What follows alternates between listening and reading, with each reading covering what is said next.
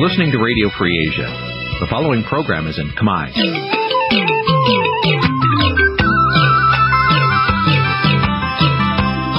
Nǐ chi càm bi tiệp xáy vệt chiu a zì sáy. Nǐ chi càm bi tiệp xáyរបស់វិទ្យុអាស៊ីសេរីជាភាសាខ្មែរវិទ្យុអាស៊ីសេរីសូមស្វាគមន៍លោកអ្នកនាងទាំងអស់ពីរដ្ឋធានី Washington នៃសហរដ្ឋអាមេរិកសួស្តីលោកអ្នកនាងកញ្ញាជាទីមេត្រីពីរដ្ឋធានី Washington ខ្ញុំបាទតាំងសារ៉ាដាសូមស្វាគមន៍លោកអ្នកស្ដាប់ទាំងអស់ចា៎នាងខ្ញុំម៉ៃសុធានីក៏សូមជម្រាបសួរលោកអ្នកស្ដាប់ទាំងអស់ជាទីគោរពរាប់អានយើងខ្ញុំសូមជូនកម្មវិធីផ្សាយសម្រាប់យប់ថ្ងៃអង្គារ14រោចខែពិសាខឆ្នាំមមីឆស័កពុទ្ធសករាជ2558ត្រូវនៅថ្ងៃទី27ខែឧសភាគ្រិស្តសករាជ2014ចា៎ជាកិច្ចចាប់ផ្ដើមនេះនាងខ្ញុំសូមអញ្ជើញលោកអ្នកនាងកញ្ញាស្ដាប់ព័ត៌មានប្រចាំថ្ងៃ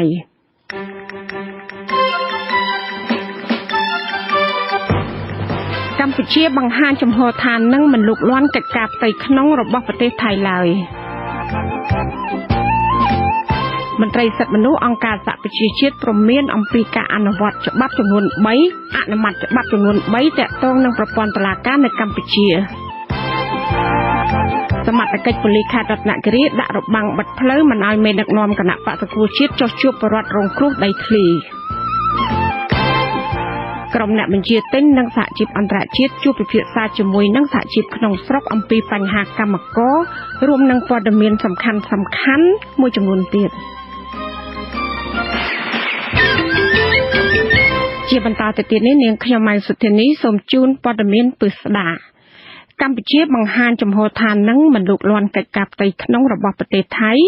ដែលកំពុងជួបភាពវឹកវរនោះទេចាស់ការប្រកាសនេះគឺនៅបន្ទាប់ពីមានដំណឹងថាអតីតនាយករដ្ឋមន្ត្រីថៃដែលត្រូវគេបណ្តេញចេញពីតំណែងដោយរដ្ឋប្រហារយោធានោះបានត្រៀមបង្កើតរដ្ឋាភិបាលនិរទេសហើយដែលអាចនឹងសម្លឹងកម្ពុជាថាជាជំរើសទី1នៃការដាក់ទីតាំងរដ្ឋាភិបាលនិរទេសនោះអ្នកស្រីខែសំណងមានសេចក្តីរាយការណ៍លោកនាយករដ្ឋមន្ត្រីកម្ពុជាបានប្រកាសថាប្រទេសកម្ពុជាមិនមែនជាទីតាំងសម្រាប់ផ្ដល់ឲ្យប្រទេសណាមួយឬក្រុមណាមួយបង្កើតទីតាំងរដ្ឋាភិបាលនិរទេសក្នុងប្រទេសរបស់ខ្លួនឡើយថ្លែងនៅក្នុងពិធីចែកសញ្ញាបត្រដល់និស្សិតសាកលវិទ្យាល័យភូមិន្ទភ្នំពេញថ្ងៃទី27ឧសភានៅឯមជ្ឈមណ្ឌលកោះពេជ្រលោកហ៊ុនសែនបានបញ្ជាក់ជំហររបស់កម្ពុជាទៅនឹងសភាពការនៅប្រទេសថៃបច្ចុប្បន្នថាកម្ពុជានឹងមិនអនុញ្ញាតឲ្យប្រទេសណាមួយដែលលោកបានសម្ដៅយ៉ាងច្បាស់ថាគឺប្រទេសថៃយកទីតាំងបង្កើតរដ្ឋាភិបាលនិរទេសនោះទេលោកបានយោងទៅលើរដ្ឋធម្មនុញ្ញនៃប្រទេសកម្ពុជាដែលថានឹងមិនអនុញ្ញាតឲ្យคล้ายទៅជាទីតាំងដើម្បីប្រឆាំងរដ្ឋនិងប្រទេសផ្សេងទៀតខ្ញុំសូមបញ្ជាក់ថាកម្ពុជាមិនមែនជាទីតាំងសម្រាប់ការផ្ដល់ឲ្យប្រទេសណាមួយឬក្រុមណាមួយមិនថាប្រទេសថៃឬប្រទេសណាទេបង្កើតរដ្ឋាភិបាលនិរទេសនៅក្នុងប្រទេសរបស់ខ្លួនទេរដ្ឋធម្មនុញ្ញរបស់កម្ពុជានឹង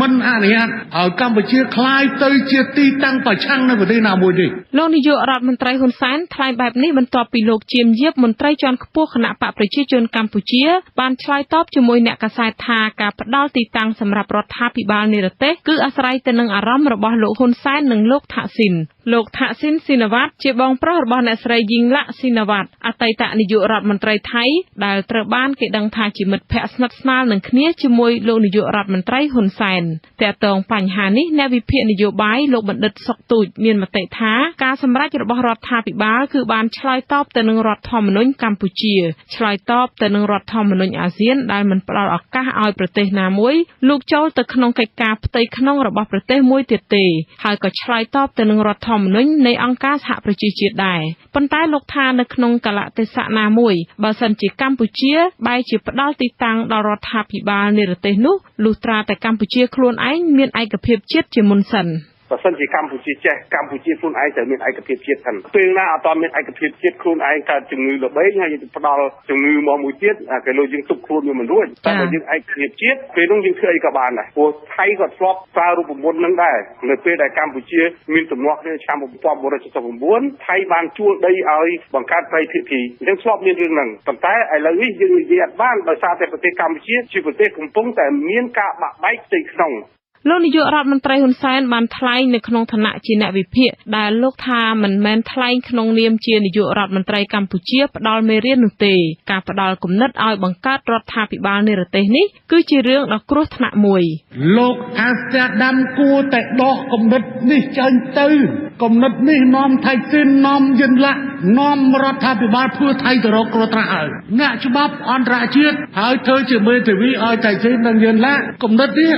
បើខ្ញុំជាថៃស៊ីនខ្ញុំបដិសេធចោលភ្លាមមកបើខ្ញុំជាយិនឡាក់ខ្ញុំបដិសេធចោលភ្លាមមកបង្កើតរដ្ឋាភិបាលនិរទេសបង្កើតនៅប្រទេសណាកម្ពុជាអត់ហើយអាហ្នឹងច្បាស់ឡើយប្រហែលជាអត់ទេមុខតែអត់ហើយអាស៊ានអត់មានប្រទេសណាទេហើយទៅបង្កើតនៅណាឥឡូវបង្កើតនៅឋានប្រចាំនេះឯងចុះបើយើងបង្កើតរដ្ឋាភិបាលនេះណាហ៊ានទទួលបើទីតាំងទូតរបស់ប្រទេសទាំងអស់ទំនាក់ទំនងមួយថៃនៅទីក្រុងបាងកកអស់អញ្ចឹងទេអ្នកណាក៏ដោយដែលមានទំនាក់ទំនងជាមួយនឹងរដ្ឋាភិបាលនិរទេសធ្វើដំណើរទៅប្រទេសនេះប្រទេសនោះគេអត់ហ៊ានទទួលទេកែលោរដ្ឋាភិបាលបាងកកខឹងបិទទ្វារខ្លួនឯងសុទ្ធដល់កំណត់នឹងផ្ដល់ឲ្យថៃស៊ីនងាប់បងធ្វើឲ្យយិនឡាក់ងាប់បងទន្ទឹមនឹងគ្នានេះលោកនាយករដ្ឋមន្ត្រីក៏បានប្រាប់ឲ្យខេត្តនៅជាប់ព្រំដែនរក្សាភាពស្ងៀមស្ងាត់និងហាម5មិនឲ្យចល័តកម្លាំងទ័ពនោះទេលោកក៏បានអំពាវនាវឲ្យប្រជាជនកម្ពុជាដែលធ្វើការនៅប្រទេសថៃនិងចូលទៅកាន់ប្រទេសថៃគោរពច្បាប់នៃប្រទេសនេះរាល់ការហាមជួបប្រជុំកុំឲ្យចូលរួមជាមួយក្រុមណាមួយប្រឆាំងក្រុមណាមួយឬធ្វើបាតកម្មឡើយដើម្បីជៀសវាងគ្រោះថ្នាក់នាងខ្ញុំខែសុណងវត្តជូអាស៊ីសេរីភ្នំពេញស្ថានទូតកម្ពុជាប្រចាំប្រទេសថៃនៅថ្ងៃទី27ខែឧសភាបានប្រកាសផ្សាយលេខទូរស័ព្ទ3ខ្សែដើម្បីជួយសម្រួលឲ្យប្រជាពលរដ្ឋខ្មែរដែលកំពុងស្នាក់នៅបំពេញការងារនៅប្រទេសថៃតាក់ទងក្នុងពេលមានកិច្ចការបន្ទាន់ឲ្យស្ថានទូតជួយអន្តរាគមន៍ចាលេខទូរស័ព្ទទាំង3ខ្សែនោះគឺលេខ081 44 19 872លេខ098 40 41 550និងលេខ082 79 90 007សេចក្តីជូនដំណឹងរបស់ស្ថានទូតកម្ពុជាប្រចាំប្រទេសថៃបញ្ជាក់ថាក្នុងកំឡុងសុពលភាពបម្រាមគោចរគឺចាប់ពីម៉ោង 10 យប់ដល់ម៉ោង 5 ភ្លឺហើយនឹងប័ណ្ណបញ្ជាផ្សេងៗពាក់ព័ន្ធនឹងចលនាប្រជាពលរដ្ឋដែលកំណត់ដោយអាជ្ញាធរថៃស្ថានទូតបានបើកទូរស័ព្ទប្រចាំការចំនួន3ខ្សែសម្រាប់តាក់ទងក្នុងករណីមានបញ្ហាបន្ទាន់ចាប់ប្រជាពលរដ្ឋខ្មែរជាច្រើនម៉ឺននាក់តែងតែចូលធ្វើការរកស៊ីទិញទំនិញនៅប្រទេសថៃក្នុងពេលមានរដ្ឋប្រហារនិងកងយោធាកាន់អំណាចនៅប្រទេសថៃនេះមន្ត្រីរដ្ឋាភិបាលខ្មែរបានអំពាវនាវសុំឲ្យប្រជាពលរដ្ឋខ្មែរកុំឲ្យធ្វើដំណើរទៅប្រទេសថៃបើសិនជាពុំចាំបាច់ចាប់បច្ចុប្បន្នប្រទេសថៃកំពុងប្រកាសច្បាប់អាជ្ញាសឹក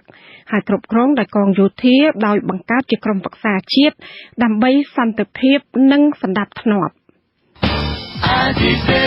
ចាលោកនាងជាទីមេត្រីតកតងនឹងស្ថានភាពនៅតាមព្រំដែនកម្ពុជាថៃវិញមេបញ្ជាការកងទ័ពប្រចាំតំបន់ប្រាសាទព្រះវិហារនិងមន្ត្រីជាន់ខ្ពស់រដ្ឋាភិបាលកម្ពុជាអះអាងថាមានសភាពស្ងប់ស្ងាត់ហើយកងទ័ពទាំងពីរបានបន្តធ្វើសហប្រតិបត្តិការល្អជាមួយគ្នាធម្មតាគឺនៅក្រៅរដ្ឋប្រហារយោធានៅក្នុងប្រទេសថៃប៉ុន្តែអ្នកឃ្លាំមើលសង្គមសង្កេតឃើញថាភាពវឹកវរនៅក្នុងប្រទេសថៃបានប៉ះពាល់ដល់មុខរបរប្រជាពលរដ្ឋខ្មែរថៃនៅតាមព្រំដែនលោកដែនយុទ្ធជាមានសេចក្តីរាយការណ៍អំពីរឿងនេះលោកផៃស៊ីផានមន្ត្រីនាំពាក្យនិងជារដ្ឋលេខាធិការទីស្តីការគណៈរដ្ឋមន្ត្រីមានប្រសាសន៍នៅថ្ងៃអង្គារទី27ខែឧសភាថាទោះបីរដ្ឋាភិបាលថៃត្រូវមេបញ្ជាការយោធាថៃធ្វើរដ្ឋប្រហារបែបណាក្តីក៏ប៉ុន្តែទំនាក់ទំនងរវាងកម្ពុជាថៃស្ថិតនៅធម្មតាលោកបន្តថាចាប់តាំងពីយោធាថៃបានធ្វើរដ្ឋប្រហារទម្លាក់រដ្ឋាភិបាលថៃកាលពីល្ងាចថ្ងៃទី22ខែឧសភាក៏ចលាចលនៅប្រទេសថៃមិនជាអធិពលដល់ទំនាក់ទំនងរវាងកងទ័ពប្រចាំការនៅតាមព្រំដែនប្រទេសទាំងពីរនោះទេដល់ពេលនេះយើងមិនមានអ្វីដែលគួរចាប់អារម្មណ៍ពីស្ថានភាពយោធាក៏ដូចជាស្ថានភាពយោធាកម្ពុជាជាមួយយោធាថៃដូច្នេះមិនមានអ្វីគួរចាប់អារម្មណ៍ទេនៅពេលនេះបាទជារឿងមួយធម្មតាគ្រាន់តែគេខុសទៅលើទឹកដីទីតាមអ្វីដែលសម្បត្តិមិនមានអ្វីដែលជាអាចធ្វើប៉ះពាល់ដល់សន្តិភាពយើងទាក់ទងចលាចលនៅប្រទេសថៃនេះដែរកាលពីថ្ងៃទី22ខែឧសភារាជរដ្ឋាភិបាលកម្ពុជាបានដាក់ចេញនៅប័ណ្ណបញ្ជាចំនួន3ចំណុចជូនមេបញ្ជាការកម្លាំងប្រដាប់អាវុធគ្រប់ផ្នែកប្រចាំការនៅតាមព្រំដែនកម្ពុជាថៃឲ្យបន្តកិច្ចសហប្រតិបត្តិការល្អជាមួយថៃនិងមិនត្រូវចល័តកងកម្លាំងទ័ពជាដាច់ខាតប័ណ្ណបញ្ជាចុះថ្ងៃទី22ខែឧសភាចុះហត្ថលេខាដោយលោកសខេងរដ្ឋមន្ត្រីក្រសួងមហាផ្ទៃមានខ្លឹមសារថា ដើម្បីរក្សាសន្តិសុខកិច្ចសហប្រតិបត្តិការនិងការអភិវឌ្ឍតាមព្រំដែនកម្ពុជាជាមួយភាគីថៃឲ្យនៅដដែលមេបញ្ជាការកងទ័ពនិងប៉ូលីសត្រូវណែនាំដល់កងកម្លាំងឈរជើងការពារព្រំដែនឲ្យបន្តទំនាក់ទំនងល្អជាមួយភាគីថៃជាងនេះក៏ត្រូវពិនិត្យតាមដានរាល់ការវិវត្តសភាពការផ្សេងៗនៅប្រទេសថៃឬតាមព្រំដែនហើយរាយការណ៍ជូនទីស្តីការគណៈរដ្ឋមន្ត្រីឲ្យបានទាន់ពេលវេលាត្រង់ចំណុចនេះលោកឧត្តមសេនីយ៍ស្រីដឹកមេបញ្ជាការកងពលធំអន្តរាគមន៍លេខ3ប្រចាំទីប្រាសាទព្រះវិហារបានឲ្យដឹងនៅរសៀលថ្ងៃអង្គារទី27ខែឧសភាថាសភាពការនៅតាមព្រំដែនកម្ពុជាថៃមានសភាពស្ងប់ស្ងាត់ហើយមេបញ្ជាការកងទ័ពទាំងពីរភាគីបានបន្តជួបតាក់ទងគ្នាធម្មតាលោកស្រីដឹកក៏បានច្រានចោលព័ត៌មានដែលថាមានយន្តហោះស៊ើបការនិងអធម្មភេកជ្ជៈរបស់យោធាថៃហោះឆ្វែលពីលើភូមិសាស្ត្រតំបន់ប្រាសាទព្រះវិហារដើមសប្តាហ៍នេះជារឿងមិនពិតទេបាទសម្រាប់ដល់ពេលនេះអត់មានអីនេះប្រែប្រួលទេគឺជាការធម្មតាទាំងអស់ណាអានឹងវាមិនមែនទេគាត់ហោះសង្កេតការត្រួតពិនិត្យការងារព្រំដែនប៉ុន្តែយើងគិតទៅវាឆ្ងាយពីខ្សែព្រំដែនបានហោះទឹកដីរបស់គាត់ទេអានឹងជាសិទ្ធិរបស់គាត់តែគេមិនបានចូលក្នុងទឹកដីទេចូលមានបញ្ហាតែគាត់មិនចូលទេតាមជុំបុកមួយជុំនេះធម្មតាអនុវត្តតាមបទបញ្ជាប្រមុខរាជរដ្ឋាភិបាលខិតខំសហប្រតិបត្តិការល្អរវាងប្រទេសជិតខាងអត់ធ្មត់ហើយជួបដោះស្រាយដល់សន្តិវិធីរាល់បញ្ហាផ្សេងៗកើតឡើងហើយយើងបានជួបគ្នាតាមគោលដៅមួយយើងបានជួបអស់ហើយជាមិនមានអីទេធម្មតាទេតែទិនបញ្ហានេះដែរលោកកែមលីអ្នកស្រាវជ្រាវសង្គមយល់ឃើញថាភាពវឹកវរនៅប្រទេសថៃដែលឈានដល់បិទច្រករបៀងតូចនៅតាមខេត្តជាប់ព្រំដែនកម្ពុជាថៃបានប៉ះពាល់ដល់ការធ្វើចំនួនផ្សេងរបស់អ្នកប្រកបរបរទទួលទានរវាងពលរដ្ឋទាំងពីរប្រទេសនៅតាមខេត្តជាប់ព្រំដែនផលប៉ះពាល់ដោយផ្ទាល់គឺអ្នកនាំទំនិញចេញចូលទាំងទំនិញតែម្ដងទី2គឺផលប៉ះពាល់ដល់ប្រយោជន៍គឺអាចកាលណាខ្វះទំនិញនៅលើទីផ្សារវាអាចធ្វើឲ្យទំនិញបានខ្លាំងអតិផរណាណាទី3វាអាចប៉ះពាល់ដល់សិទ្ធិសេរីភាពនៅក្នុងការប្រកបមុខរបររបស់ជនចំណាក់ស្រុកនៅតាមព្រំដែននានាហ្នឹងទី4យើងក៏មានការព្រួយបារម្ភដែរគឺអាចប៉ះពាល់ដល់កិច្ចព្រមព្រៀងព្រំដែនគណៈកម្មការព្រំដែនបើសិនជាបិទដោយឯកតោភាគីហើយយើងមិនបានជជែកពិភាក្សាគ្នាមុនសួរថាតើកិច្ចព្រមព្រៀងព្រំដែនហ្នឹងមានប្រយោជន៍អីអ្នកណាចង់បិទក៏បិទទៅអ្នកណាចង់បាត់ក៏បាត់ទៅហើយមួយទៀតយើងក៏មានការប្រុងប្រយ័ត្នដែរនៅពេលដែលបិទជាឯកតោភាគីវាច្បាស់ជាមានតបមានអីមកតាមព្រំដែនយើងក៏ប្រយ័ត្នពីដែនដីដែលមិនទាន់ច្បាស់លាស់អត់សមមានប្រកូលត្រឹមត្រូវអាហ្នឹងក៏ផលប៉ះពាល់មួយទៀតដែរទោះជាបែបណាប្រមុខដឹកនាំរដ្ឋាភិបាលកម្ពុជាបានអំពាវនាវដល់កងកម្លាំងចម្រុះប្រចាំការនៅតាមព្រំដែននិងប្រជាពលរដ្ឋត្រូវធ្វើទំនាក់ទំនងល្អជាមួយអាជ្ញាធរឬពលរដ្ឋថៃក្នុងពេលប្រទេសថៃកំពុងមានវិបត្តិនយោបាយធ្ងន់ធ្ងរកាលពីល្ងាចថ្ងៃទី22ខែឧសភាអគ្គមេបញ្ជាការកងទ័ពថៃគឺលោកឧត្តមសេនីយ៍ប្រយុទ្ធច័ន្ទអ៊ូចាបានធ្វើរដ្ឋប្រហាររដ្ឋាភិបាលថៃដើម្បីស្ដារស្ថានភាពវឹកវរក្នុងប្រទេសនេះក្រោយធ្វើរដ្ឋប្រហារលោកប្រយុទ្ធច័ន្ទអ៊ូចាបានប្រកាសតាំងខ្លួនឯងជាអ្នកដឹកនាំប្រទេសថៃដែលនាយកជាវិទ្យុអាស៊ីសេរីទីក្រុងភ្នំពេញមន្ត្រីសិទ្ធិមនុស្សអង្គការសហប្រជាជាតិព្រមានថាការអនុវត្តច្បាប់ចំនួន3របស់រដ្ឋាភិបាលកម្ពុជាទាក់ទងនឹងការកែតម្រង់ប្រព័ន្ធតុលាការដែលមិនបានដាក់ឲ្យមានការចូលរួមពិភាក្សាផ្ដល់យោបល់ជាសាធារណៈនោះគឺបង្កើតឲ្យមានការព្រួយបារម្ភយ៉ាងខ្លាំងអំពីទម្លាប់អាក្រក់ក្នុងការតាក់តែងច្បាប់នានាទៅថ្ងៃអនាគតចាសសេចក្តីថ្លែងការណ៍របស់អង្គការសហប្រជាជាតិទទួលបន្ទុកផ្នែកសិទ្ធិមនុស្សនៅថ្ងៃទី27ខែឧសភានេះអ្នករាយការណ៍ពិសេសរបស់អង្គការសហប្រជាជាតិផ្នែកសិទ្ធិមនុស្សលោកសូរិយាសុបាឌីបានសម្ដែងក្តីបារម្ភថាសេចក្តីព្រាងច្បាប់ទាំង3បានផ្ដល់អំណាចមួយចំនួនដល់រដ្ឋមន្ត្រីក្រសួងយុតិធម៌ហើយទៅធ្វើឲ្យប៉ះពាល់ដល់ឯករាជ្យភាពរបស់តុលាការដូចជាក្រសួងយុតិធម៌មិនគួរតាក់ទងទៅនឹងការចាត់តាំងឬដំឡើងតំណែងចៅក្រមឬក៏មានអំណាចចាត់វិធានការលើប្រព័ន្ធតុលាការជាដើមចាស្រាប់ពេលនេះលោកសូយ៉ាស៊ូបាឌីក៏បានរិះគន់សេចក្តីព្រាងច្បាប់ទាំង3ដែលរដ្ឋាភិបាលកម្ពុជាបានអនុម័តកាលពីពេលថ្មីនេះថាមិនមានតម្លាភាពនិងមិនមានភាពទទួលខុសត្រូវទោះជាយ៉ាងណាក្តីលោកស្វាគមន៍រដ្ឋាភិបាលកម្ពុជាដែលបានអនុម័តច្បាប់ទាំង3នេះលោកក៏បានរំលឹកថាអស់ជាច្រើនឆ្នាំមកហើយលោកបានជំរុញឲ្យរដ្ឋាភិបាលកម្ពុជាតាក់តែងច្បាប់ទាំង3នេះជាបន្ទាន់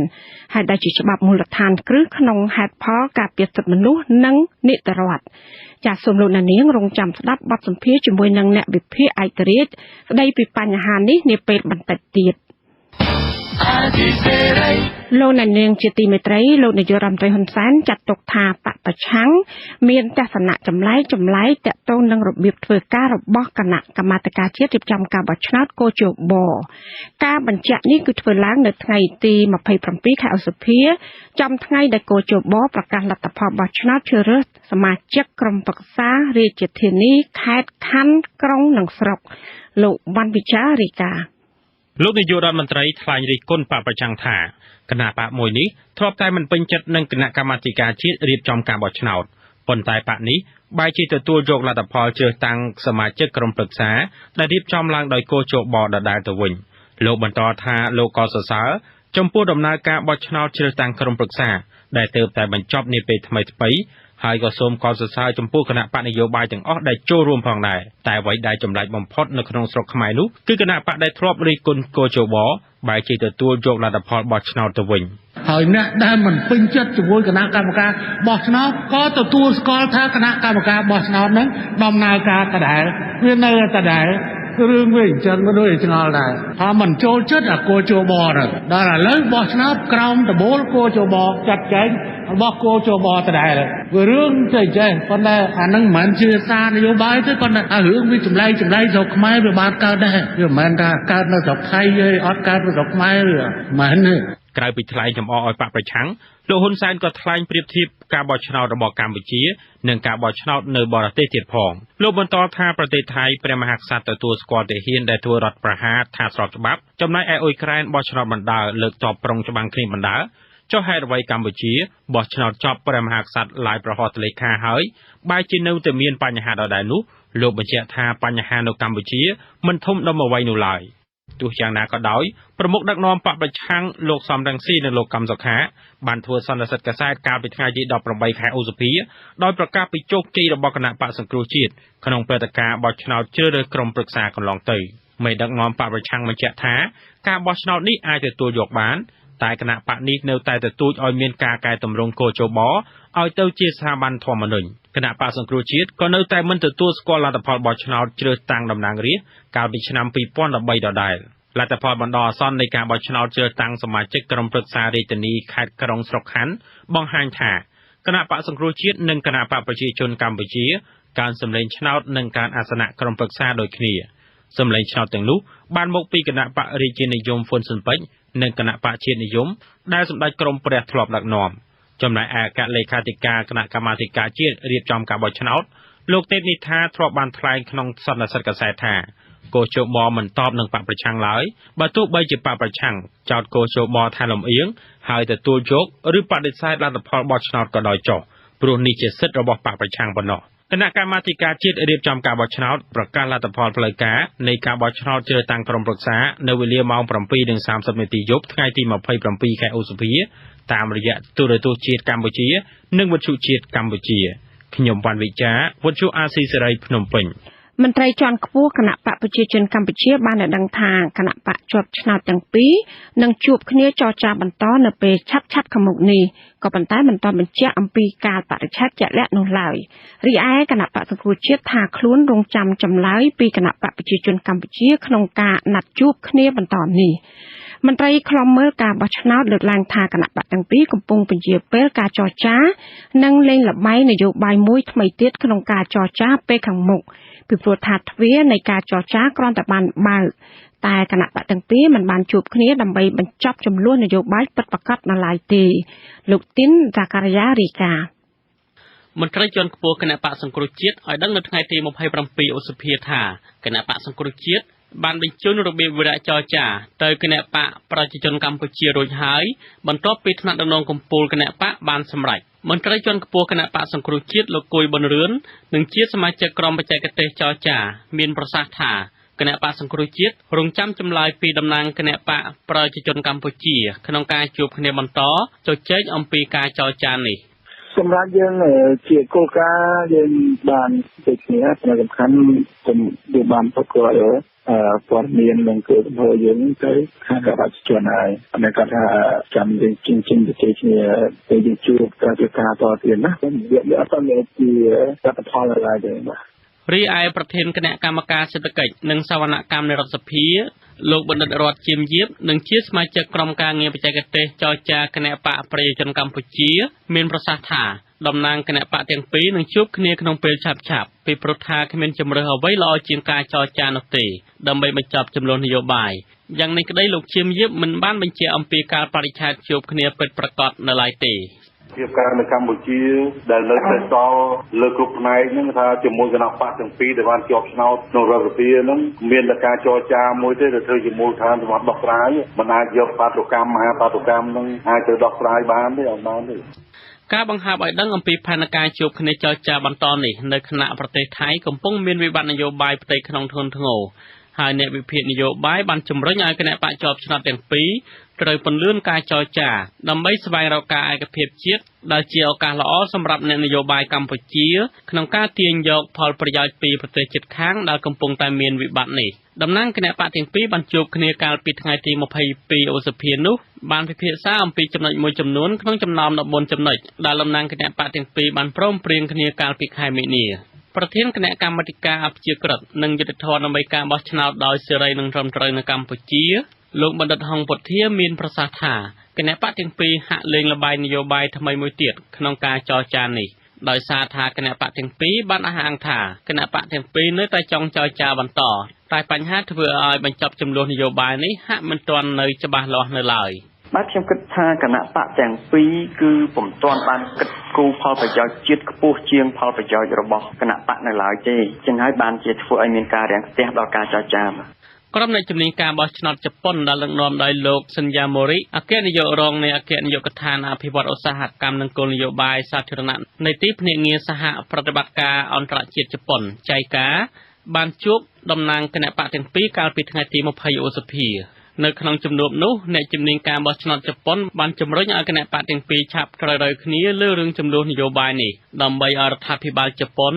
ងាយនឹងជួយលើការកែតម្រង់ការបោះឆ្នោតក្រៅពីជំនួបតំណាងគណៈបកនយោបាយទាំងពីរអ្នកជំនាញការបោះឆ្នោតជប៉ុនក៏បានជួបតំណាងអង្គការសង្គមស៊ីវិលដើម្បីស្រាវជ្រាវអំពីការកែតម្រង់ការបោះឆ្នោតនៅកម្ពុជាដែរលោកបណ្ឌិតហងពុទ្ធាឲ្យដឹងថាតំណាងអង្គការសង្គមស៊ីវិលបានដាក់របាយការណ៍ជាច្រើនទាក់ទងនឹងការកែតម្រង់ការបោះឆ្នោតនេះទៅអ្នកជំនាញជប៉ុន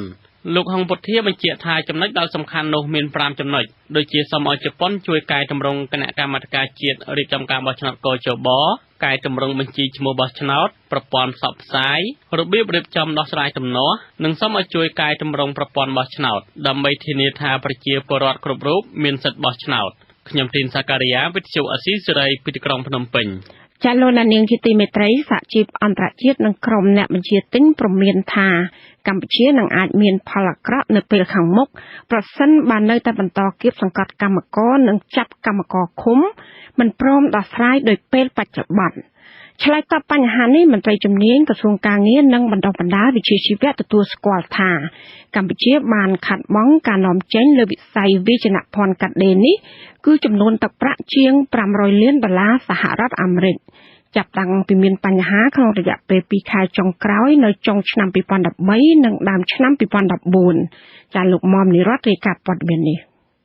នៅក្នុងជំនួបចុងក្រោយនៃកិច្ចប្រជុំលើកទី2របស់ក្រុមអ្នកបញ្ជាទិញដែលមានម៉ាកល្បីៗនៅលើពិភពលោកនិងសហជីពអន្តរជាតិយល់ឃើញថារដ្ឋាភិបាលកម្ពុជាក៏បីដោះស្រាយបញ្ហាដែលកំពុងកើតមានឲ្យបានឆាប់ហើយត្រូវធានាថាសុវត្ថិភាពរបស់កម្មករនិងសហជីពក្នុងស្រុកត្រូវប្រកាសថាមានការការពារដោយច្បាប់ដែលកម្ពុជាចាត់ទុកថាជាប្រទេសនីតិរដ្ឋនោះលោកអាថនប្រធានសម្ព័ន្ធសហជីពប្រជាធិបតេយ្យកម្មករកាដេកម្ពុជាដែលបានចូលរួមប្រជុំដែរនោះឲ្យដឹងក្រោយកិច្ចប្រជុំនៅរសៀលថ្ងៃទី27ឧសភាថាទាំងអ្នកបញ្ជាទិញនិងក្រុមសហជីពអន្តរជាតិព្រមមានរដ្ឋាភិបាលប្រសិនបើបណ្ដេតបណ្ដោយឲ្យស្ថានភាពនេះបន្តញាំញីកម្មករដូចជាប្រាក់ខែតិចនិងអ្នកជាប់ឃុំទាំង21នាក់មិនត្រូវបានដោះស្រាយដោយយុត្តិធម៌ទេកម្ពុជាអាចត្រូវបាត់បង់ឱកាសដ៏ធំរបស់ខ្លួនក្នុងការនាំចេញផលិតផលពីវិស័យកាត់ដេរទៅក្រៅប្រទេសបញ្ហានឹងរដ្ឋាភិបាលនឹងមិនអាចដោះស្រាយបានហើយមិនព្រមដោះស្រាយគេថានឹងមានបញ្ហាធំមួយបានន័យថាវាមានវិបត្តិមួយដ៏ធំនៅប្រទេសកម្ពុជា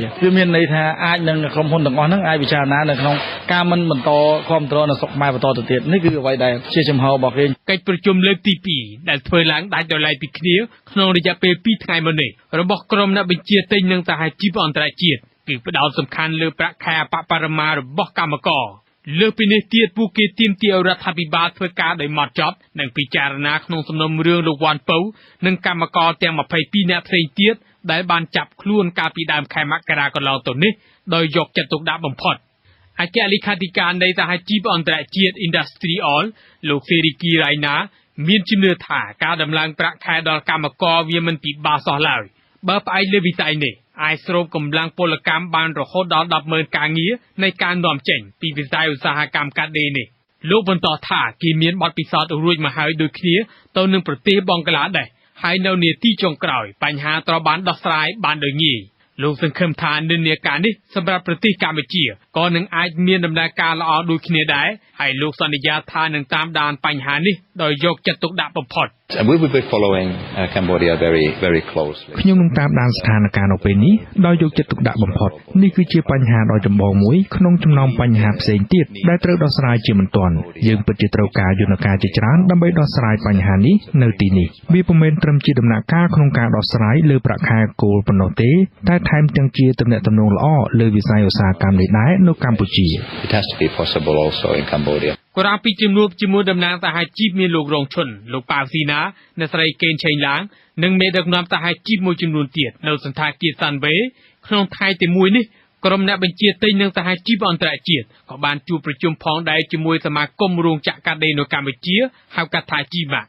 បៀបវិរៈសំខាន់នៃជំនួបទាំងជាមួយមន្ត្រីរដ្ឋាភិបាលនៅវិមានសន្តិភាពកាលពីថ្ងៃទី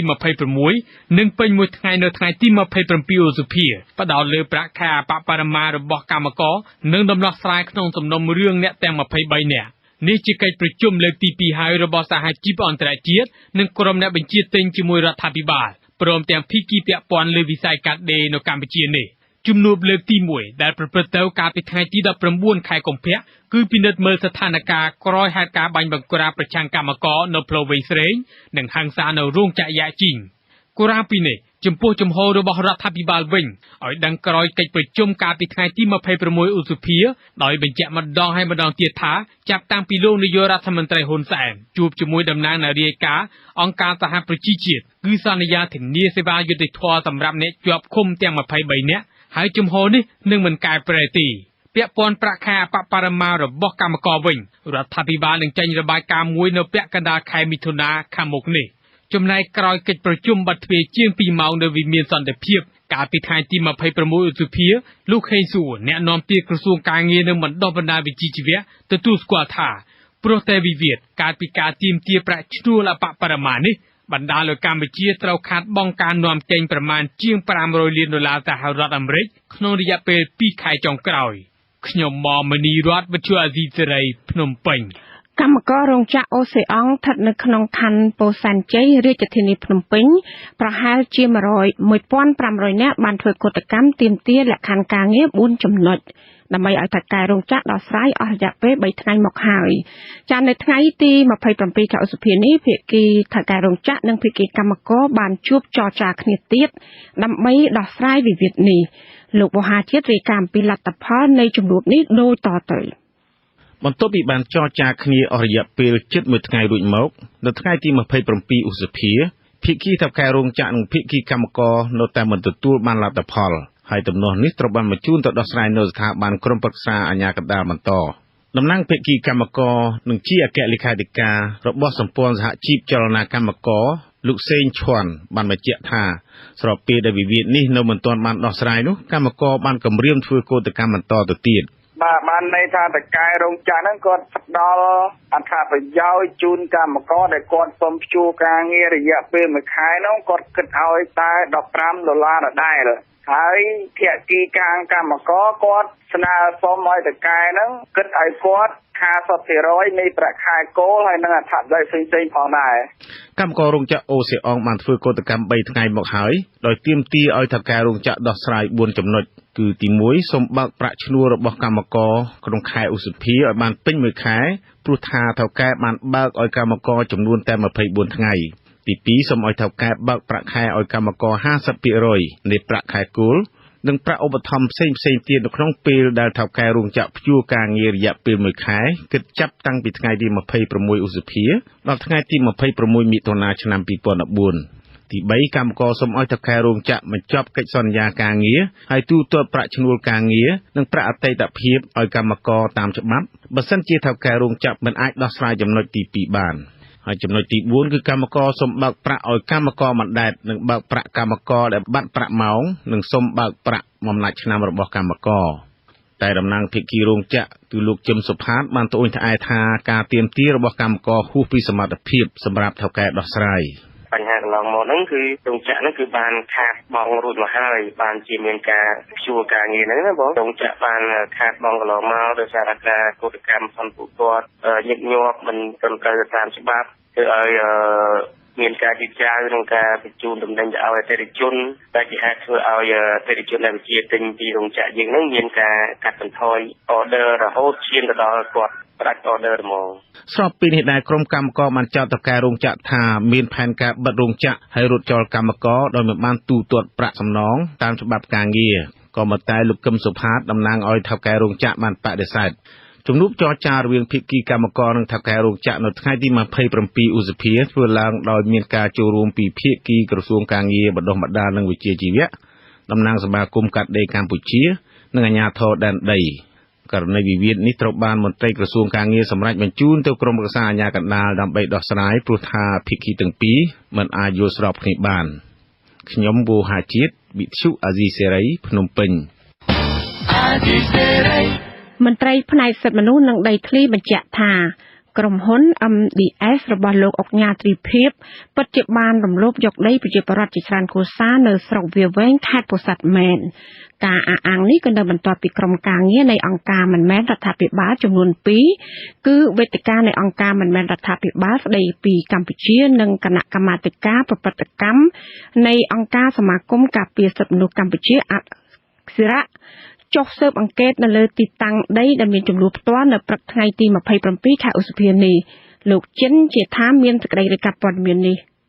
មន្ត្រីសមាគមអាតហុកដែលជាសមាជិកមួយក្នុងក្រុមការងារចុះស៊ើបអង្កេតនេះឲ្យដឹងថាក្រុមហ៊ុនបានសហការជាមួយកម្លាំងសមត្ថកិច្ចក្នុងការបំពារបំពានទៅលើប្រជាពលរដ្ឋដូចជាសកម្មភាពចុះដកបំផ្លាញផលដំណាំនិងគំរាមកំហែងមិនឲ្យប្រជាពលរដ្ឋដាំដុះនៅលើដីរបស់ពួកគាត់ធ្លាប់ប្រើប្រាស់ជាច្រើនឆ្នាំមកហើយនោះអនុប្រធានផ្នែកអង្កេតបញ្ហាដីធ្លីនិងធនធានធម្មជាតិនៃសមាគមអាតហុកលោកច័ន្ទសុវេទមានប្រសាសន៍ថាកន្លងមកខាងសមាគមទទួលបានពាក្យបណ្ដឹងរបស់ប្រជាពលរដ្ឋនៅភូមិសង្គមថ្មីកណ្ដាលនិងភូមិឯកភាពនៃឃុំថ្មដាចំនួន80គ្រួសារប៉ុន្តែមកដល់បច្ចុប្បន្នមានពលរដ្ឋប្រមាណជា20គ្រួសារក្នុងចំណោមនោះទទួលបានការវាស់វែងប៉ុន្តែមិនទាន់ចេញប្លង់កម្មសិទ្ធិនិងពលរដ្ឋចំនួន7គ្រួសារទៀតទទួលបានប្លង់កម្មសិទ្ធិលោកបន្តថាតាមការពិនិត្យផ្ទាល់របស់លោកទៅលើស្ថានភាពដីជាក់ស្ដែងចំពោះអ្នកភូមិដែលមិនទាន់មានប្លង់កម្មសិទ្ធិនោះគឺអាចទទួលបានការវាស់វែងឬប្លង់កាន់កាប់ដីស្របច្បាប់ដោយផ្អែកលើការប្រើប្រាស់របស់ប្រជាពលរដ្ឋសពថ្ងៃ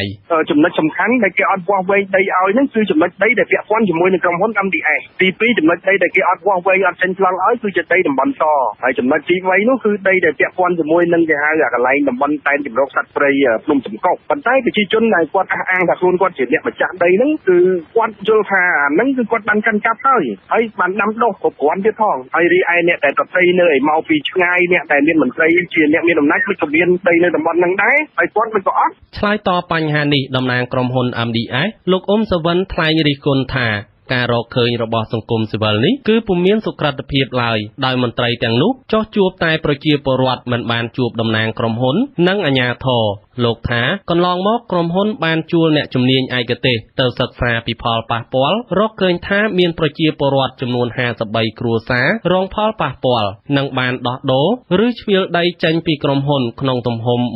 189ហិកតាសម្រាប់គ្រួសារទាំងនោះរួចហើយមុនដំបូងថា15គ្រួសារក្រោយមក18ឥឡូវឡើងដល់20ហើយឥឡូវហ្នឹងខាងវិទ្យុអាស៊ីសេរីទទួលបានហ្នឹងឡើងដល់23ទៀតហើយអញ្ចឹងដីមួយចំនួនយើងទទួលស្គាល់ថាគាត់បានរស់នៅដាំដុះតាំងពីយូរមកហើយអញ្ចឹងដីហ្នឹងក្រុមហ៊ុនអត់មានប៉ះពាល់ដែរអត់ទាន់វាស់វែងហ្នឹងគឺយើងអត់តាមកំណត់ទេប៉ុន្តែមាន4គ្រួសារអត់ទាន់ដឹងទំហំប្រមាណទេ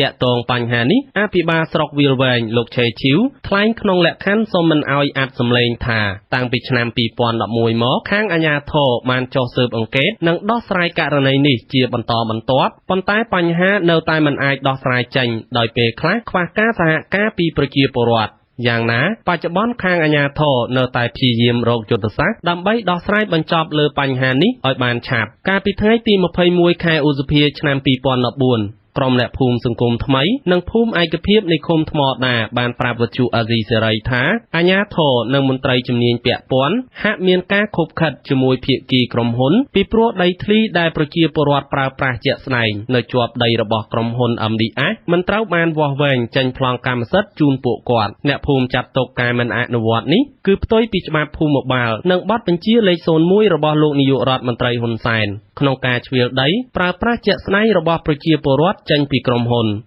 ខ្ញុំបាទចិនជេថាវិទ្យុអាស៊ីសេរីពីខេត្តកំពង់ឆ្នាំងចាលោកនាងជាទីមេត្រីក្រុមសមត្ថកិច្ចប៉ូលីសខេត្តរតនគិរីប្រមាណជា60នាក់បានដាក់របាំងបិទផ្លូវធ្វើដំណើរមិនឲ្យក្រុមការងារគណៈបក្សសង្គ្រោះជាតិដែលដឹកនាំដោយលោកសំរងស៊ីនិងលោកកឹមសុខាទៅជួបប្រជាពលរដ្ឋដែលអាជ្ញាធរបានបណ្តេញចេញពីការតាំងទីលំនៅខុសច្បាប់លើដីចំការកៅស៊ូរដ្ឋនៅឃុំអូជុំស្រុកអូជុំចាំមន្ត្រីប៉ូលីសអះអាងថានេះគឺជាបញ្ជារបស់ថ្នាក់លើលោករដ្ឋាភិបាលរាយការណ៍មន្ត្រីជាន់ខ្ពស់គណៈបក្សសង្គ្រោះជាតិហៅទង្វើរបស់អាជ្ញាធរខេត្តរតនគិរីថាជាអំពើបិទបាំងការពិតនិងជាទង្វើការពារផលប្រយោជន៍ក្រុមហ៊ុនមិនជួយដោះស្រាយទុក្ខលំបាកប្រជាពលរដ្ឋប្រធានគណៈបក្សសង្គ្រោះជាតិលោកសំរៀងស៊ីថ្លែងថាអាជ្ញាធរខេត្តមានចេតនាប្រព្រឹត្តអំពើរំលោភច្បាប់ធ្វើឲ្យមានកំហុសរំលោភសិទ្ធិពលរដ្ឋលោកសម្ដែងការសោកស្ដាយដែលអាជ្ញាធរមិនបានជួយប្រជាពលរដ្ឋហើយរារាំងការតវ៉ារបស់ប្រជាពលរដ្ឋដែលខ្វះខាតដីធ្លីរស់នៅខ្ញុំអាណិតប្រជាពលរដ្ឋទាំងនោះពីព្រោះគ្មាននរណាជួយពួកគាត់សោះឃើញអ្នកមានអំណាចចាំទៅធ្វើបាបពួកគាត់មិនឲ្យគេតវ៉ាបើគេហ៊ានតវ៉ារករឿងគេអាចឈានទៅដល់ចាប់គេដាក់គុកទៀតវាអយុត្តិធម៌វាសាហាវហួសហេតុក្រុមការងារគណៈបក្សសង្គ្រោះជាតិនៅព្រឹកថ្ងៃអង្គារទី27ខែឧសភាសម្រាប់ផ្អាកការធ្វើដំណើរទៅជួបប្រជាពលរដ្ឋជាង300គ្រួសារនៅភូមិថារងចងឃុំអូជុំដោយសារតែក្រុមប៉ូលីសបានដាក់របាំងបិទផ្លូវធ្វើដំណើរទៅស្រុកអូជុំនៅចំណុចមុខភោជនីយដ្ឋានបឹងកំសាន្តនិងពង្រាយកងកម្លាំងនគរបាលតាមដងផ្លូវទៅកាន់ភូមិថារងចងរួមទាំងបំបែកបណ្ដោប្រជាពលរដ្ឋប្រមូលផ្ដុំគ្នាចាំជួបមន្ត្រីជាន់ខ្ពស់គណៈបកប្រឆាំងនេះទេឆ្លើយតបសេចក្តីចោទប្រកាន់នេះអភិបាលក្រុងបានលងលោកលីវិនមានប្រសាសន៍បញ្ជាក់ថាអាជ្ញាធរក្រុងមិនបានដាក់បទបញ្ជាឬហាមឃាត់មិនឲ្យមន្ត្រីគណៈបកសង្គ្រោះជាតិជួបសួរសុខទុក្ខប្រជាពលរដ្ឋអ្នកតាំងទីលំនៅខុសច្បាប់នោះទេក៏ប៉ុន្តែមូលហេតុដែលនាំឲ្យសមត្ថកិច្ចឃាត់ដំណើរក្រុមការងារគណៈបកនេះដោយសារតែមន្ត្រីគណៈបកមិនគោរពកម្មវិធីការងារដែលគណៈបកនេះជូនដំណឹងមកអាជ្ញាធរខេត្តគាត់ស្នើខុសគោលដៅគាត់ស្នើសូមចូលសារនឹងទីថ្នាក់ការតែដល់ឥឡូវគាត់មកទៅហ្នឹងហើយទៅរងមានទៀតដល់អញ្ចឹងបានខេត្តអត់ឲ្យទៅហ្នឹងកាលពីសប្តាហ៍មុននេះប្រជាពលរដ្ឋចំណាក់ស្រុករាប់រយគ្រួសារបាននាំគ្នាមកសង់រោងស្នាក់នៅអនាធិបតេយ្យលើដីចំការកស៊ូរដ្ឋក្នុងឃុំអូជុំខេត្តរតនគិរីអាជ្ញាធរខេត្តបានសម្រេចបណ្តេញឲ្យប្រជាពលរដ្ឋទាំងនោះរុះរើរោងចេញវិញប៉ុន្តែប្រជាពលរដ្ឋរស់នៅតំបន់នោះទាំងចាស់ថ្មីប្រមាណ700នាក់នាំគ្នាបិទផ្លូវធ្វើដំណើរប្រមាណ2ម៉ោងដើម្បីតវ៉ាកុំឲ្យកម្លាំងអាជ្ញាធរចម្រុះចូលទៅរុះរោងស្នាក់នៅរបស់ពួកគេមន្ត្រីឃ្លាំមើលសិទ្ធិមនុស្សសមាគមអាត់ហុកខេត្តរតនគិរីលោកឆៃធីក៏សម្គាល់ថានេះជាការរំលោភសិទ្ធិមនុស្សនិងរើសអើងបញ្ហានយោបាយលោកបញ្ជាក់ថាបើទោះបីប្រជាពលរដ្ឋតាំងទីលំនៅខុសច្បាប់លើដីរដ្ឋយ៉ាងណាក្តីប្រជាពលរដ្ឋក៏ដូចជាអ្នកតំណាងរាស្ត្រត្រូវទទួលបាននូវសេរីភាពការជួបជុំសួរសុខទុក្ខនិងសម្ដែងមតិដាក់ដឹកនាំគណៈបកប្រជាជនក៏គាត់ត្រូវតែមានសិទ្ធិក្នុងការចោះទូសុខទុក្ខប្រជាពលរដ្ឋទៅកន្លែងណាមួយដែរដូចជាគាត់រស់នៅលើដីរដ្ឋខុសតងហើយរដ្ឋកំពុងតែខាត់ទៅក្នុងការដោះស្រាយរវាងជាពលរដ្ឋហើយនិងអាជ្ញាធរក៏ដោយអាជ្ញាធរក៏យើងមិនត្រូវធ្វើការរារាំងហាមឃាត់សិទ្ធិសេរីភាពបែបហ្នឹងដែរបាទយ៉ាងនេះក្តីនៅព្រឹកថ្ងៃដដែលនេះគេសង្កេតឃើញប្រជាពលរដ្ឋប្រមាណ500នាក់មកពីស្រុកនិងក្រុងទាំង9នៅខេត្តរតនគិរីអ្នកគាំទ្រគណៈបក្សសង្គ្រោះជាតិបានមកជួបជុំគ្នានៅស្នាក់ការគណៈបក្សសង្គ្រោះជាតិប្រចាំខេត្តហើយសម្ដែងពីទុក្ខលំបាកទាក់ទងការបាត់បង់ព្រៃឈើការរំលោភដីធ្លីពីសំណាក់ក្រុមហ៊ុនសម្បទាននិងអ្នកមានប្រាក់មានអំណាចការរំលោភសិទ្ធិជនជាតិដើមភាគតិចនិងបញ្ហានិគមជនវៀតណាមដែលនៅតែបន្តចូលមករស់នៅក្នុងខេត្តនេះខុសច្បាប់កាន់តែច្រើនឡើងខ្ញុំរដ្ឋាវិសាលវិទ្យុអាស៊ីសេរីរាយការណ៍ពីខេត្តរតនគិរីចាលោកនាងជាទីមេត្រីនៅខេត្តកំពតអនុវិញមេឃុំដេជោអភិវឌ្ឍស្រុកឈូកដាក់ពាក្យប្តឹងកងទ័ពជើងទឹកលេខ31ថាបំពេញដីអ្នកស្រុកដែលមានប្លង់កម្មសិទ្ធិជាង60គ្រួសារ លោកមេឃុំចំសឿនថ្លែងថាបរដ្ឋនៅក្នុងភូមិក្បាលដំរីមានប្លង់កម្មសិទ្ធិដីធ្លីរួចរាល់អស់ហើយស្រាប់តែមានកងទ័ពជើងទឹកនៅកងពលលេខ31យកកំភ្លើងភ្ជង់ប្រជាពលរដ្ឋមិនឲ្យដាំដុះក្នុងដីរបស់ពួកគាត់លោកបន្តថាអាជ្ញាធរឃុំកំពុងរៀបចំពាក្យបណ្ដឹងទៅតុលាការខ្ញុំដាក់ពាក្យបណ្ដឹងទៅតុលាការតែម្ដងខ្ញុំកំពុងចាត់ការរឿងនេះហើយមេភូមិក្បាលដំរីលោកឈឹមជុំឲ្យដឹងថាក្នុងភូមិក្បាលដំរីមានប្រជាពលរដ្ឋរស់នៅប្រមាណជា629គ្រួសារក្នុងនោះពលរដ្ឋ61គ្រួសារត្រូវបានកងទ័ពជើងទឹកបញ្ជារបស់ដែលបញ្ជាដល់លោកឧត្តមនាវីសានសមនរារាំងមិនឲ្យអ្នកភូមិដាំដុះលើដីរបស់ខ្លួនចាបច្ចុប្បន្នស៊ីស្រីមិនអាចតាក់ទងលោកសានសមនឧត្តមនាវីកងទ័ពជើងទឹកសុំការបំភ្លឺបានទេនៅថ្ងៃទី27ខែឧសភានេះឃុំដេជោអភិវឌ្ឍត្រូវបានក្រសួងមហាផ្ទៃទទួលស្គាល់នៅពេលបោះឆ្នោតជ្រើសរើសក្រុមប្រឹក្សាឃុំសង្កាត់ឆ្នាំ2012ឃុំដេជោអភិវឌ្ឍមាន6ភូមិចាស់ក្នុងនោះមានភូមិក្បាលដំរីភូមិជ្រៃបាក់ភូមិដេជោអភិវឌ្ឍភូមិអន្លង់ក្មេងលេងភូមិអង្កាញ់និងភូមិពងរកលោកនាងកញ្ញាទៅបានស្ដាប់ព័ត៌មានប្រចាំថ្ងៃរបស់វិទ្យុអាស៊ីសេរីដែលរៀបចំជូនដល់នាងខ្ញុំម៉ៅសុធានីសូមលោកនាងរងចាំស្ដាប់សេចក្តីរាយការណ៍ផ្សេងៗទៀតនៅក្នុងការផ្សាយរបស់យើងនាពេលបន្តិចទៀតនេះ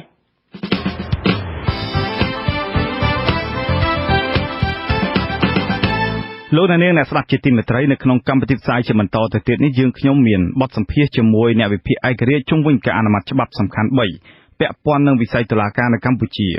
នីតិប្រវត្តិសាស្ត្រខ្មែរស្ដីអំពីព្រះរាជាចំនួនក្រោយព្រះបាទសូរ្យវរ្ម័នទី2ដែលកាន់ព្រហ្មញ្ញសាសនាចាប់ផ្ដើមងាកទៅកាន់ព្រះពុទ្ធសាសនាវិញហើយនៅចុងក្រោយគឺជាព័ត៌មានបញ្ចប់សូមអញ្ជើញលោកនាងស្ដាប់កម្មវិធីផ្សាយរបស់យើងខ្ញុំជាបន្តទៅទៀតដោយមេត្រី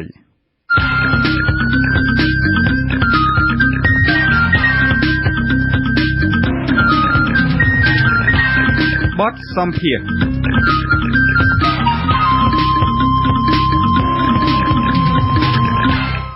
រដ្ឋសភាកម្ពុជាដែលមានតែគណៈបកប្រជាជនកម្ពុជាបានប្រើពេលវេលាតែ4ថ្ងៃគត់កាលពីសប្តាហ៍មុនក្នុងការអនុម័តច្បាប់សំខាន់ចំនួន3គឺច្បាប់ស្តីពីការរៀបចំអង្គតុលាការ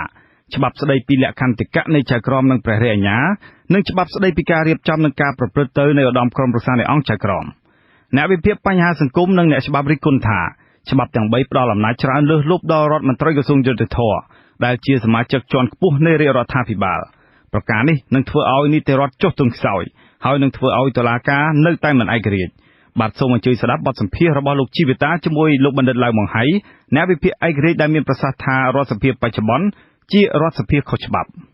សេចក្តីព្រាងច្បាប់ហើយឥឡូវខ្លាចជាច្បាប់ហើយតើលោកបណ្ឌិតមានពិនិត្យមើលឃើញថាមានការប្រែប្រួលកែប្រែខ្លះទេបាទគឺតែមានការកែប្រែខ្លះៗដែរប៉ុន្តែមិនច្រើនទេលក្ខណៈទូទៅគឺនៅតែដែរបទបញ្ញត្តិសំខាន់នៅតែដែរបាទខាងសមាជិកភាពនៃអង្គក្រុមប្រឹក្សាអង្គចៅក្រមពីមុន9ឥឡូវទៅជា11អានឹងគឺការតែងនឹងថែមទៀតហើយគឺអំណាចខ្លាំងទៅលើរដ្ឋមន្ត្រីក្រសួងយុតិធម៌ទៀតហើយការរៀបចំបោះឆ្នោតអីហ្នឹងគឺ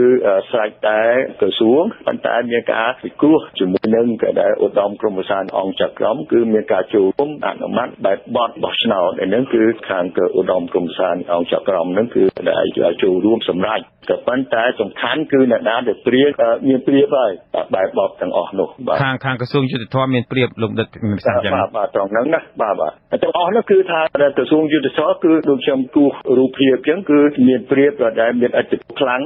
នៅក្នុងដែល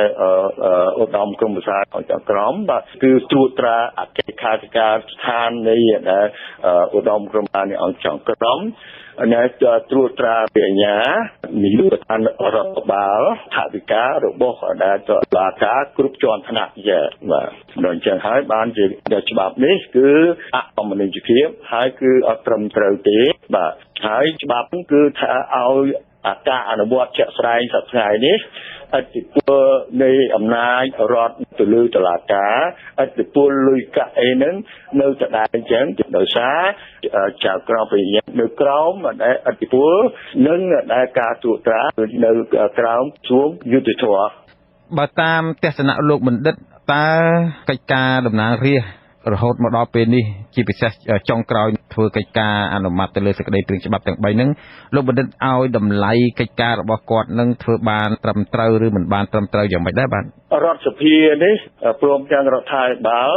បើយើងយកសេចក្តីសម្រេចរបស់ក្រមប្រឹក្សាធម្មនុញ្ញកំណត់អំពីចំនួនតិចនៃសមាជិករដ្ឋសភាដើម្បីបង្កើតបានជារដ្ឋសភានោះគឺ120រូបបាទហ្នឹងគឺរដ្ឋសភានេះមានលក្ខណៈច្បាប់ត្រឹមត្រូវទេហើយរដ្ឋាភិបាលលេចចេញពីរដ្ឋសភាបែបនេះក៏មិនមានលក្ខណៈច្បាប់ត្រឹមត្រូវដែរហើយច្បាប់ដែលធ្វើដោយរដ្ឋសភាដែលមិនមានលក្ខណៈច្បាប់ត្រឹមត្រូវនេះក៏វាអត់មានលក្ខណៈច្បាប់ហើយគេហៅថានិច្ចានុគោលភាពហើយបើគេយកនិយមន័យនៃច្បាប់ថាជាសេចក្តីសម្ដែងអន្តៈរបស់ប្រជាជាតិទាំងមូលបាទជាអានឹងគឺមានតែកបៈមួយបាទហើយមានតែ68រូបហើយត្រូវដែលសភាហ្នឹងគឺត្រូវរដ្ឋសភាត្រូវ123រូបបាទដូចជាវាខ្វះខាតមិនឆ្លុះបញ្ចាំងនៅឆន្ទៈរបស់ប្រជាជាតិទាំងមូលទេបាទប៉ុន្តែខាងតំណាងរាស្ត្រគណៈបកប្រជាជននឹងនៅក្នុងកិច្ចពិភាក្សាលើសេចក្តីព្រាងច្បាប់ទាំង3ហ្នឹងគាត់ស្ដីបន្ទោសទៅដល់តំណាងរាស្ត្ររបស់គណៈបកប្រឆាំងថាមិនមែនជាកំហុសរបស់ពួកគាត់ទេគឺកំហុសរបស់បកប្រឆាំងដែលគាត់មិនព្រមចូលដើម្បីមានឱកាសជជែកលើច្បាប់ហ្នឹងព្រមយកដោយសារអីដោយសារវាមានតែភាពមិនប្រក្រតីហ្នឹងព្រោះមូលមកគ្នាតាចឹងហើយបានជាចរចាជាបន្តហ្នឹងបាទតាំងពីមកគឺមូលមកគ្នាពីរឿងភាពមិនប្រក្រតីណាព្រោះដោះស្រាយអត់រួចបាទអត់បានមិននៅជាប់គាំងចឹងទៅហើយបខំឲ្យបើកសភាជាមូលមកគ្នាអីថាកែទម្រង់គោជបហ្នឹងគឺមានន័យថាមានភាពមិនប្រក្រតីណាដោយសារគោជបហ្នឹងឯងតែនឹងហើយក៏នៅវាពាក់ព័ន្ធមកខ្សែយើងមកយើងយកតែរឿងមួយយកមិននិយាយហ្នឹងគឺចេះតែបានហើយប៉ុន្តែធោគេអត់ជឿទេបាទចា៎ចំណុចមួយទៀតលោកបណ្ឌិតតំណាងរាស្ត្រមួយរូបគឺលោកស្រីឡោកខេងតំណាងរាស្ត្រពីគណៈបកប្រជាជននៅក្នុងមណ្ឌលក្រុងភ្នំពេញហ្នឹងគាត់មានប្រសាសន៍ថាសេចក្តីព្រាងច្បាប់នេះខាងរដ្ឋាភិបាលបានពិភាក្សាល្អិតល្អន់អស់ហើយ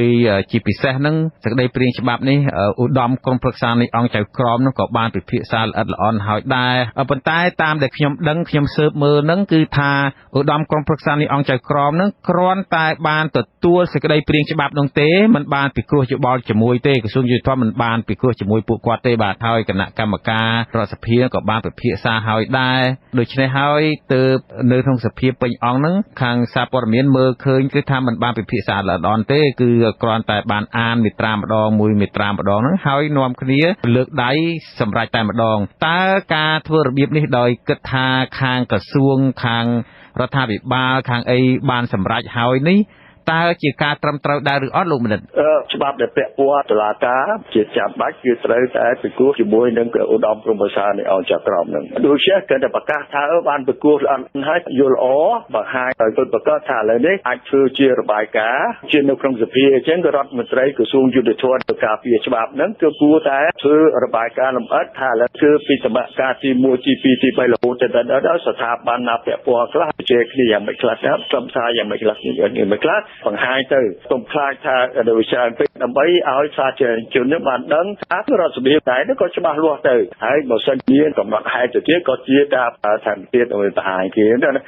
ប្រជុំប្រមាណម៉ោងបាទប្រគោះដែលខ្លឹមសារយ៉ាងម៉េចខ្លះជំទាស់យ៉ាងម៉េចអីចឹងទៅបាទហ្នឹងគឺដែលដើម្បីឲ្យមានតែតម្លាភាពចឹងទៅដើម្បីទុកចិត្តអូចិត្តថាលំអិតនៅខ្លះថា10ឆ្នាំហើយជាបើដល់10ឆ្នាំយកទៅទុកចោលទៅទេចឹងទៅបាទរួចបានមកប្រញាប់ទៅក្នុងប្រមាណខែនេះទៅបាទរួចច្បាប់នេះសំខាន់ហើយស្ថាប័នហ្នឹងក៏បានទៅសទ្រូង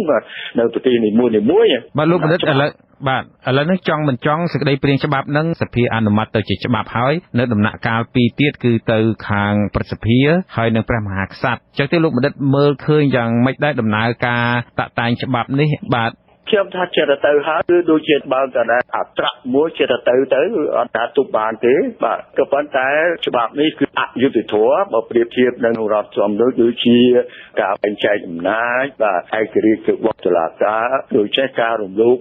ធំពីរហ្នឹងគឺធ្វើឲ្យច្បាប់ហ្នឹងមានធម្មនុញ្ញភាពបាទព្រោះតែការអនុញ្ញភាពអយុត្តិធម៌តាំងពីដើមច្បាប់អយុត្តិធម៌មិនមែនជាច្បាប់ទេបាទហើយក៏ដែលបើយើងនិយាយតែការអនុ របស់ចាក់ស្ដែងស្ថាប័នតុលាការបាទនឹងទៅជាឧបករណ៍មួយបាទដើម្បីពង្រឹងអំណាចរបស់អ្នកដែលកាន់អំណាចបាទហើយនឹងក៏ដែលយកទៅបង្ក្រាបអ្នកដែលទៅទៀតអ្នកដែលប្រឆាំងទៅអានេះវាមានទៅហើយពីដើមក៏មាននៅសូខេក៏មានអំណាចផ្ដាច់ការនេះយកតុលាការធ្វើជាបកបាទច្បាប់អយុត្តិធម៌មិនជាច្បាប់ទេតាមពីដើមមកគោលការណ៍ហ្នឹងណាប៉ុន្តែតំណាងរាស្ត្រលោកហ៊ូស្រីក៏ថាច្បាប់អាក្រក់ក៏ជាច្បាប់ដែរលោកបណ្ឌិតទេជុំមិនដឹងថាអាក្រក់ដែរមិនក៏មិនកែទៅតែលម្អទៅឲ្យទៅជាល្អទៅនេះគឺខ្ញុំឆ្លងហ្នឹងបាទមិនដឹងថាអាក្រក់ហើយទទួលស្គាល់ថាអាក្រក់ហើយចិត្តច្បាស់ថាយកទៅអនុវត្តបានល្អខ្ញុំអត់ជឿទេបាទលោកបណ្ឌិតចំពោះព្រះមហាក្សត្រវិញដែលព្រះអង្គនឹងត្រូវឡាយប្រកាសលេខាលើព្រះរាជក្រមមួយដើម្បីប្រកាសឲ្យអនុវត្តច្បាប់នោះតើលោកបណ្ឌិតមានអនុសាសន៍យ៉ាងម៉េចដែរចំពោះព្រះអង្គបាទខ្ញុំឃើញច្បាប់មួយចំនួនព្រះអង្គដូចជា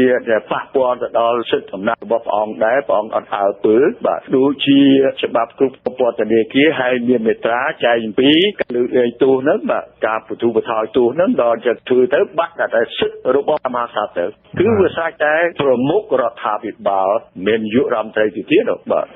បកគោណាប្រមាវិរៈក្រាបរបស់យើងសម្ដេចឪសម្ដេចតាហ្នឹងបាទលោកក៏មានតែកន្លែងដែលដើម្បីតែគិតវេះពីឡាយផលិការលើច្បាប់ដែលលោកមិនពេញចិត្តហ្នឹងគឺក៏លោករកធានាថាទេទៅប្រទេសចិនដើម្បីមើលថែរក្សាពរិយារបស់ព្រះអង្គហ្នឹងបាទទុកឲ្យតែអ្នកស្រីទីហ្នឹងចុះអលង្ការលោកនិតមានអ្វីចង់បន្ថែមទៀតទេបាទមកខ្ញុំនេះណាច្បាប់ទាំងអស់ទៅរុះរើទៅហើយធ្វើឲ្យត្រឹមត្រូវឡើងគឺធានាឯករាជ្យភាពរបស់តុលាការឲ្យបានត្រឹមត្រូវហើយគោរពនៅការបាត់ចែកអំណាចនឹងហើយដូចខ្ញុំនិយាយអញ្ចឹងបើសិនជារដ្ឋសភាក៏ដូចជាក្រសួងនានាចំណុះរដ្ឋាភិបាលមានថវិកាដាច់ដライគ្នានឹងខ្លួនអំណាចតុលាការទៅមានដាច់ដライដែរបាទបើសិនជាស្ថាប័នរដ្ឋកពូពីទៀតគឺអំណាចពីទៀតមានច្បាប់ស្ដីពីលក្ខន្តិកៈមន្ត្រីរាជការបដការនឹងក៏តុលាការក៏ត្រូវមានជាងដែរបាទទៅធ្វើច្បាប់ទៅស៊ីសវត្ថគ្នាបាទសូមអរគុណច្រើនលោកបណ្ឌិតឡាម៉ុងហៃបាទអរគុណបាទជំរាបបាទលោកអ្នកនាងទើបបានស្ដាប់បទសម្ភាសន៍រវាងលោកជីវិតានិងលោកបណ្ឌិតឡាវម៉ុងហៃអ្នកវិភាគបញ្ហាសង្គមឯករាជ្យស្ដីពីច្បាប់សំខាន់ចំនួន3ពាក់ព័ន្ធនឹងវិស័យយុត្តិធម៌ដែលរដ្ឋសភាទើបអនុម័ត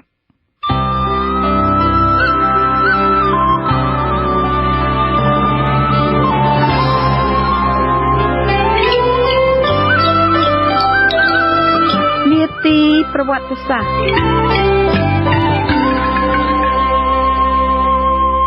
នៅក្រោយការសោយរាជ្យរបស់ព្រះបាទសូរ្យវរ្ម័នទី2ដែលជាព្រះមហាក្សត្រកសាងប្រាសាទអង្គរវត្តនិងកាន់ព្រហ្មញ្ញសាសនានោះព្រះរាជាក្រោយៗចាប់ផ្ដើមងាកទៅកាន់ព្រះពុទ្ធសាសនាវិញជាបន្តទៅទៀតនេះលោកជុនច័ន្ទបុត្រសូមរៀបរាប់ជូននៅប្រវត្តិសាស្ត្រខ្មែរសម័យក្រោយការគ្រងរាជ្យព្រះបាទសូរ្យវរ្ម័នទី2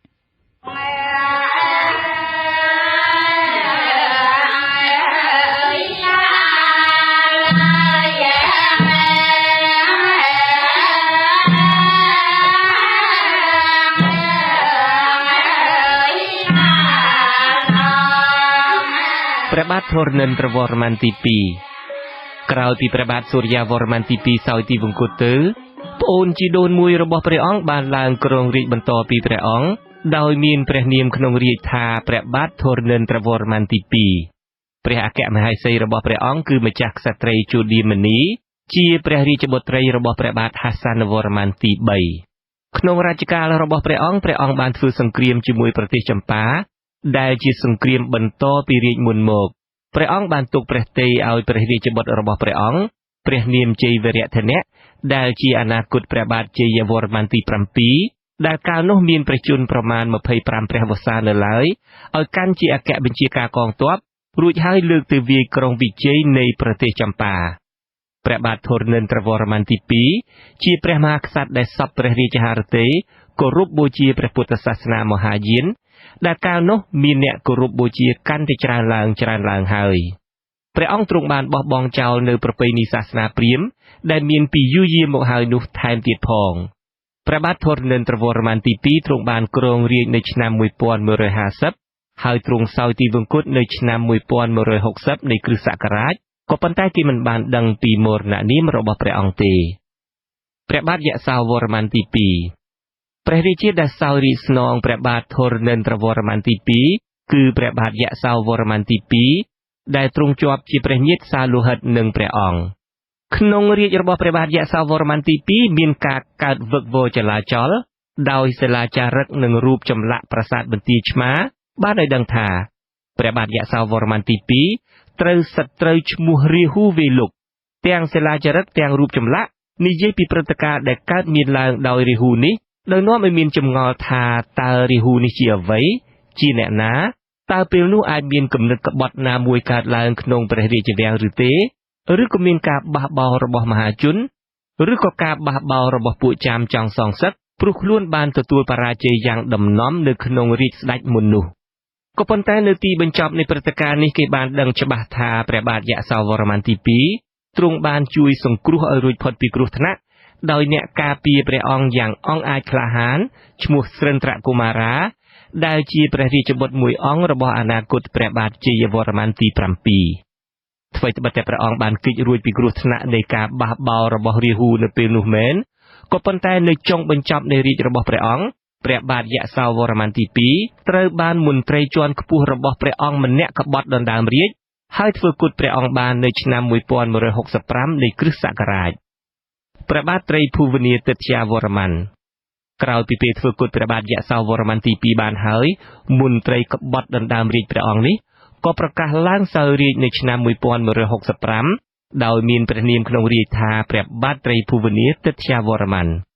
ក្នុងរាជរបស់ព្រះរាជាជ្រែករាជនេះសង្គ្រាមរវាងចាមនិងខ្មែរនៅតែបន្តទៅទៀតហើយព្រឹត្តិការណ៍សំខាន់បំផុតដែលកើតមានក្នុងរាជព្រះបាទត្រីភូវនាទិត្យាវរ្ម័ននេះគឺភាពបរាជ័យដ៏ធំបំផុតរបស់ខ្មែរដែលមិនធ្លាប់មានពីមុនមកដោយចាមបានវាយយកក្រុងអង្គរបាននៅឆ្នាំ1177ស្ដេចចាមដែលបើកការវាយលុកដណ្ដើមយកក្រុងអង្គរនេះក៏ជាស្ដេចទើបជ្រែករាជបាននៅនគរចម្ប៉ាដែរស្ដេចចាមនេះមានព្រះនាមថាព្រះបាទជ័យឥន្ទ្រវរ្ម័នទី4ព្រះអង្គបាននាំទ័ពចាមជើងទឹកដែលមានជនជាតិចិនលិចសំពៅម្នាក់ជាអ្នកនាំផ្លូវឡើងតាមទន្លេមេគង្គរួចឆ្លងកាត់ទន្លេសាបមកលុកលុយក្រុងអង្គរបានហើយធ្វើគុតស្ដេចជ្រែករាជនៅកម្ពុជានេះគឺព្រះបាទត្រីភូវនាទិត្យាវរ្ម័នសុគតក្នុងពេលនោះទៅក្រោយពីពេលនោះមកប្រទេសចម្ប៉ាក៏បានកាន់កាប់និងដាក់នឹមត្រួតត្រាលើប្រទេសកម្ពុជាអស់រយៈពេលជាង4ឆ្នាំពីឆ្នាំ1177ដល់ឆ្នាំ1181នៃគ្រិស្តសករាជគឺមានរយៈកាលប្រហែលគ្នានឹងខ្មែរបានកាន់កាប់ប្រទេសចម្ប៉ាក្នុងរាជព្រះបាទសូរ្យាវរ្ម័នទី2ដូច្នោះដែរខ្ញុំជួនច័ន្ទបុត្រ Vichu Azizi Serai Washington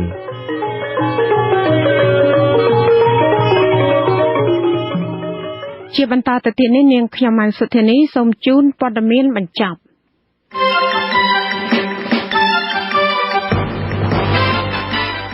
កម្ពុជាបង្ហាញចំហថានឹងមិនលូកលាន់កិច្ចការផ្ទៃក្នុងរបស់ប្រទេសថៃ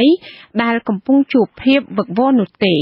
ការប្រកាសនេះគឺនៅបន្ទាប់ពីមានដំណឹងថាអតីតនាយករដ្ឋមន្ត្រីថៃដែលត្រូវគេបណ្តេញចេញពីតំណែងដោយរដ្ឋប្រហារយោធានោះបានត្រៀមបង្កើតរដ្ឋាភិបាលនិរទេសហើយដែលអាចនឹងសម្លឹងកម្ពុជាថាជាជម្រើសទី1នៃការដាក់ទីតាំងរដ្ឋាភិបាលនិរទេសនោះមេបញ្ជាការកងទ័ពប្រចាំតំបន់ប្រាសាទព្រះវិហារនិងមន្ត្រីជាន់ខ្ពស់រដ្ឋាភិបាលកម្ពុជាអះអាងថាស្ថានភាពនៅព្រំដែនកម្ពុជាថៃមានសភាពស្ងប់ស្ងាត់ហើយកងទ័ពទាំងពីរបានបន្តធ្វើសហប្រតិបត្តិការល្អជាមួយគ្នាធម្មតាគឺនៅក្រៅរដ្ឋប្រហារយោធាក្នុងប្រទេសថៃប៉ុន្តែអ្នកឃ្លាំមើលសង្គមសង្កេតឃើញថាភាពវឹកវរនៅក្នុងប្រទេសថៃបានប៉ះពាល់ដល់មុខរបរពលរដ្ឋខ្មែរថៃនៅតាមព្រំដែនលោកនាយករដ្ឋមន្ត្រីហ៊ុនសែនចាត់ទុកថាបពប្រឆាំងមានទស្សនៈចម្លែកទាក់ទងនឹងរបៀបធ្វើការរបស់គណៈកម្មាធិការជាតិរៀបចំការបោះឆ្នោតកោជបការបញ្ជាក់នេះធ្វើឡើងនៅថ្ងៃទី27ខែឧសភាគឺចំថ្ងៃដែលកោជបប្រកាសលទ្ធផលបោះឆ្នោតជ្រើសរើសសមាជិកក្រុមប្រឹក្សារាជធានីខេត្តខណ្ឌក្រុងនិងស្រុកសហជីពអន្តរជាតិនិងក្រុមអ្នកបញ្ជាទិញព្រមានថាកម្ពុជានឹងអាចមានផលអាក្រក់នៅពេលខាងមុខប្រសិនបើនៅតែបន្តគៀបសង្កត់កម្មករនិងចាប់កម្មករឃុំមិនព្រមដោះស្រាយដោយពេលបច្ចុប្បន្នឆ្លើយតបបញ្ហានេះមន្ត្រីជំនាញក្រសួងកាងារនិងបណ្ដុះបណ្ដាលវិជ្ជាជីវៈទទួលស្គាល់ថាកម្ពុជាបានខាត់បងការនាំចេញលើវិស័យវិជ្ជាភ័ណ្ឌកាត់ដេរនេះជាង$500លានអាមេរិកចាប់ពីមានបញ្ហាក្នុងរយៈពេល2ខែចុងក្រោយនៃចុងឆ្នាំ2013និងដើមឆ្នាំ2014 កម្មកររោងចក្រអូសេអង់ស្ថិតនៅក្នុងខណ្ឌពោធិ៍សែនជ័យប្រហែលជា 1,500 នាក់បានធ្វើកតកម្មទាមទារលក្ខខណ្ឌការងារ 4 ចំណុចដើម្បីឲ្យតកែរោងចក្រដោះស្រាយអស់រយៈពេល 3 ថ្ងៃមកហើយនេះ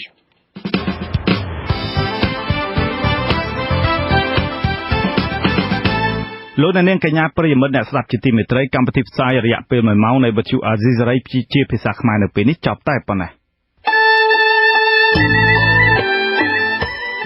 ចា៎យើងខ្ញុំទាំងអស់គ្នាសូមជូនពរដល់លោកនាងព្រមទាំងក្រុមគ្រួសារទាំងអស់សូមជួបប្រកបតែនឹងសេចក្តីសុខសេចក្តីចម្រើនកុំបីឃ្លៀងឃ្លាតឡើយខ្ញុំបាទតាំងសារដានិងអ្នកស្រីម៉ៅសុធានីព្រមទាំងក្រុមការងារទាំងអស់នៃវិទ្យុអាស៊ីសេរីសូមអរគុណនិងសូមជម្រាបលាចា៎សូមជម្រាបលា